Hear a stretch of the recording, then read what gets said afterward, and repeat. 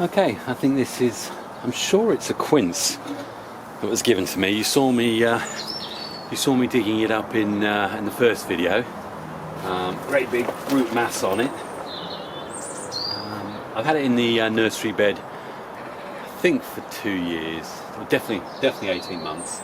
And last year I did some sort of pretty agricultural chops just to keep it down. But there's definitely a shape developing.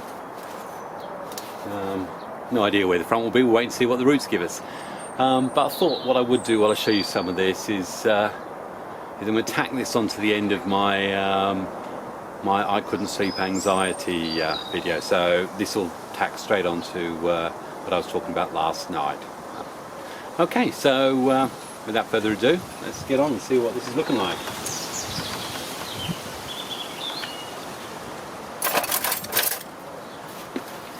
As I said last night, it was really bizarre. I literally felt, I suppose the best way, it was anxiety. I had no reason for it, as I tried to explain I think last night in my lovely red dressing gown. It could only have been the pressure or whatever of having uploaded to YouTube. That's all I can think of, because other people not commenting or whatever. And truthfully, for me, it doesn't matter at all whether they comment or not. So it's ridiculous.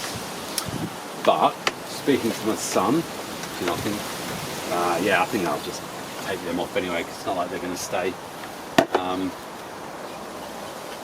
I mentioned it to my son this morning, and he just laughed, and he said it's not the same. He says, but you've probably got a small feeling of what it's like to be ruled by social media and the pressures that come with it.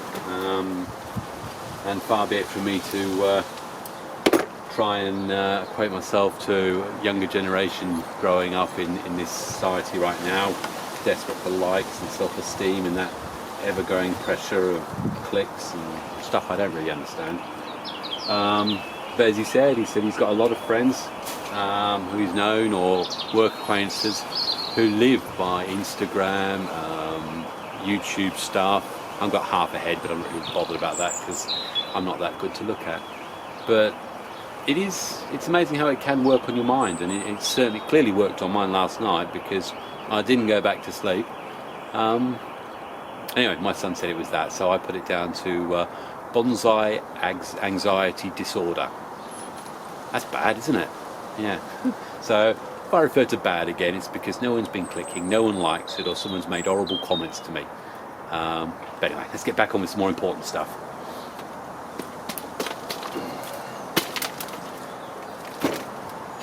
Yeah, I don't think might be able to make a hat out of that maybe, or I don't know. No, that'll go in the discard pile. There we go. With this, it's come from the soil, so I'll use a deeper rake hook and just see what we've got in here. I've done this sometimes, and especially with oaks, and it can be quite depressing because if you pulled an oak out of the ground, it's amazing how many times you find you've literally got two roots, and I used to think nothing would grow from them, but it's amazing. It's amazing how much energy is stored in just the trunk or wherever. It just develops new roots from nothing sometimes. So we'll see what we've got here anyway.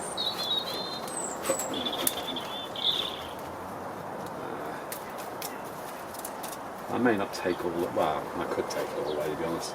Doesn't look like there's a lot there. There's a lot of fine roots, but you can see there's these great big things here, and the fine roots will be coming off those. So sometimes I try to wrap them around rocks.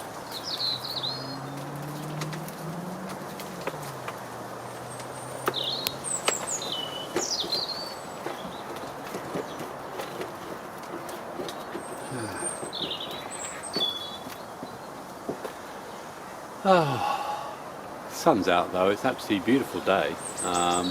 Probably not cold enough for me to wear in my hat, but that's a pretty ropey It's also quite high up there, so if I can develop lower down, so I'm going to get rid of that.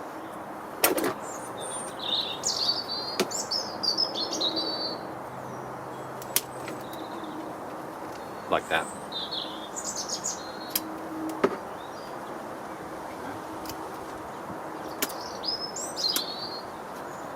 And I'll clean that up a bit later. Okay. Yeah, because that's... Yeah, no, I better clean that up, alright. So we've got this great big windy thing. And this is... There's always disadvantages when you collect quite a lot of stock from different places and you just don't get the chance to get to them. I really wanted to get to this last year. You end up with the classic nursery pot issue, which is roots have gone round and round. So I'm not really sure what...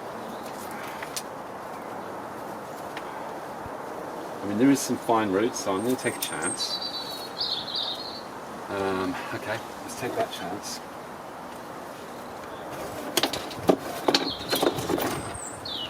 Now, in the end, I'm going to take off. Well, there's not.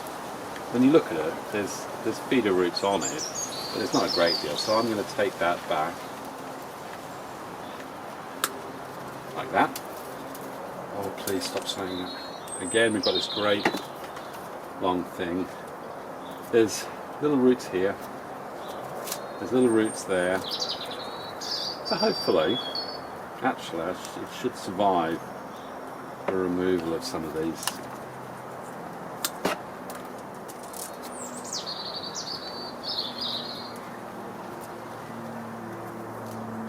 That great thing there.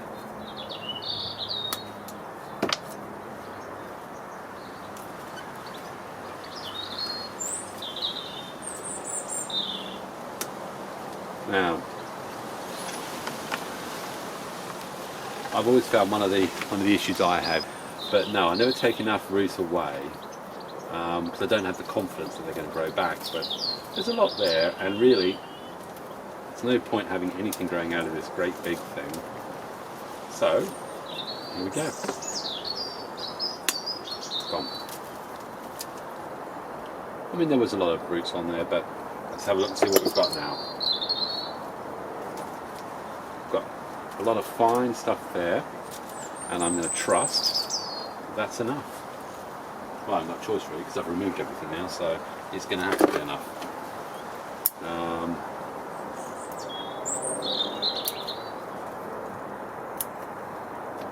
It's a great wangly thing there. Let's get rid of that. Get rid of that. Okay, and get rid of a little nub of root coming out, so I'll take it off there. Okay. Right. Now, the issue you have with something like this, straight away, is how on earth am I going to be able to support that in anything? And this is where the good old-fashioned rocks come into play. So, what I'll do is I'll roughly jam into a deeper plastic training pot, and then I'll come back and show you where we're doing with the rest of it. Okay, I took a few of the rocks off last year's repots that were in a similar position. As I say, just keep it nice and close, and that's normally going to be good enough. I'll keep it again somewhere down low so the wind doesn't get to it, and hopefully that will be fine. Now, there is obviously some basic pruning work to be done, because what I don't want to do is cause this to send out too many shoots. So we'll take it back and just take off some of the...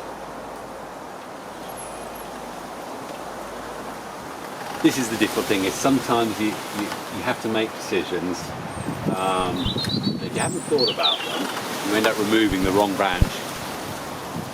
But principles of taper, in my own mind I've got a feeling what will probably go. That may well get bent out, but the main thing is in this is to get the roots growing. Part of me is thinking this big one's going to go, or even this whole one's going, and the new trunk light's going to go up there. But to be fair, all I need to do is shorten it right off for now. So that's what I'll do. I'll just take these back to some buds. In the end, it will only activate and sort of put energy to the buds it can sustain with what's there. So that one may come out as a different. Don't know whether I'll wire that out. And again, I've got to wait, probably see what it's like around October time. If it's survived and thriving, then by October time I'll probably have sufficient roots in there that I can do an autumnal wiring on this. So really now it's just about reducing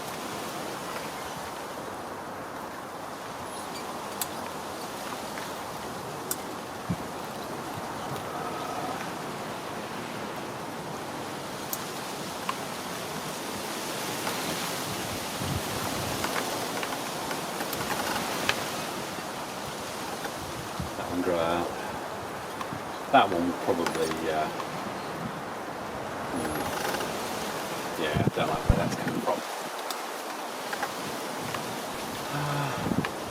This one is probably going to go just because of where it is in the that gap there.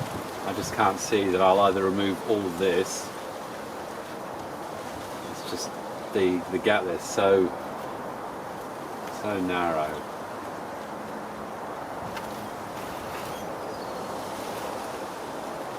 But I do like the line it could give going that way. I don't know.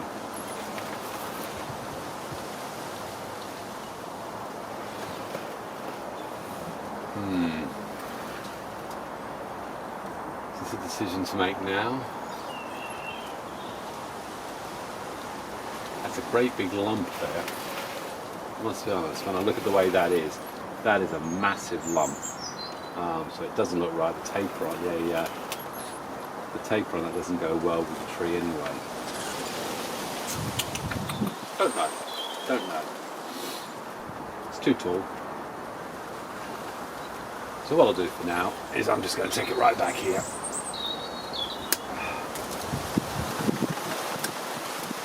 If it was later in the year, I would try just doing straightforward cuttings off these. I may well just chuck these in soil, put a bit of potting, put them in the polytunnel in the greenhouse and see if they grow. That'll do for now, to be perfectly honest. I haven't thought about it enough. There's definitely branches that have got to come off, and I do have a feeling it's wrong. But because I've got so little stability in the root base there, I really don't want to be moving it about too much now that I've done all that work. So fingers crossed, and hopefully it'll be okay. And what's this? About 2 weeks, probably about 2 weeks after that repot, and work on it, and just have a quick look and see what it's looking like. There it is there. And I do believe that there's some flowers on that.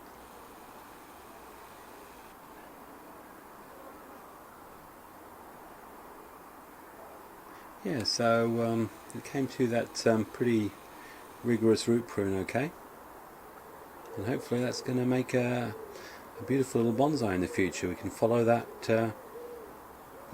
With deep joy, I think.